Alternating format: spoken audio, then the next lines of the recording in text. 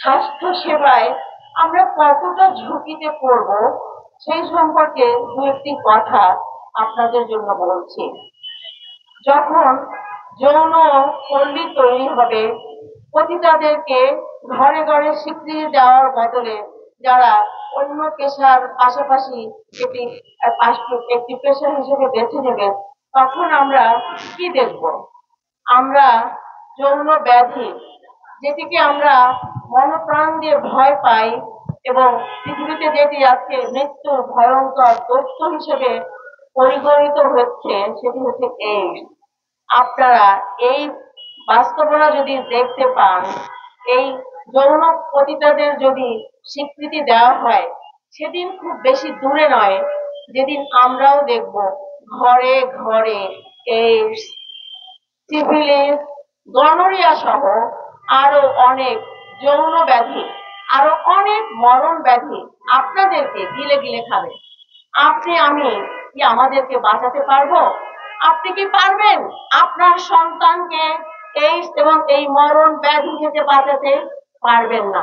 আমি প্রশ্ন রাখছি সেই সমস্ত যারা নারীদের উপরে যারা এই কমিশন তৈরি করেছেন, উচিত ছিল যারা যৌন বৃত্তি নিজ ইচ্ছায় বেছে নেননি অথবা বেছে নিয়েছেন বুঝে না বুঝে, তাদেরকে পুনর্বাসন করা, তাদেরকে স্বাস্থ্য সেবা দেয়া, তাদেরকে ভরণ পোষণের ব্যবস্থা করে, একটি সুন্দর জীবন উপহার দেয়া। আর তার বদলে আমরা কি করছি? পিছু হেঁটে যাচ্ছি। পশ্চিমা সভ্যতা যাকে আজ নিকৃষ্ট বলে ডাস্টবিনে ছুঁড়ে ফেলে দিয়েছে, আমরা সেই যৌন বৃত্তিকে রাষ্ট্রীয়ভাবে স্বীকৃতি দিতে যাচ্ছি। সুবহানাল্লাহ। যে দেশের শতকরা ৯৫ জন হচ্ছেন মুসলিম নর এবং নারী, আমাদের সন্তানরা ছোটবেলা থেকেই আল্লাহর প্রদত্ত শিক্ষায় বেড়ে ওঠে। তারা যখন যৌন পল্লীতে যাবে, আমি আপনি কিভাবে তাদেরকে ঠেকাবো? তখন স্বাস্থ্য সেবা ভেঙে পড়বে, পুরো সমাজটা ভেঙে পড়বে, পরিবার ভেঙে পড়বে, হাসপাতালগুলোতে উপচে পড়বে এইডস রোগীদের ভিড়। তখন বলেন কিভাবে আপনারা এই পরিবেশের সামাল দেবেন? আমরা দেখেছি আফ্রিকার কিছু কিছু দেশে পুরো গ্রাম, পুরো থানা, পুরো জেলা উজাড় হয়ে গেছে, একজন রোগীও বেঁচে নাই। যারা এইডসে আক্রান্ত, যারা সিফিলিসে আক্রান্ত, তাদের মস্তিষ্ক কাজ করে না। যারা যৌন ব্যাধিতে আক্রান্ত, তারা কথা বলতে পারে না। তারা সমাজের জন্য একটি ভীষণ দায়ভার।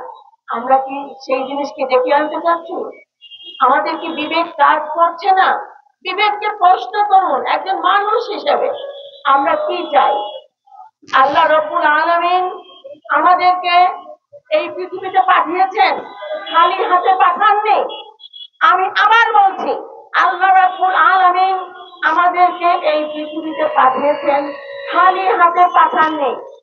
যুগে যুগে বিধান আল কোরআন নাজিল হয়েছে, সেখানে যে বিধান দেয়া হয়েছে সেটা শুধু মুসলমানদের জন্য নয়, সেটা সমগ্র মানব জাতির জন্য উপদেশ।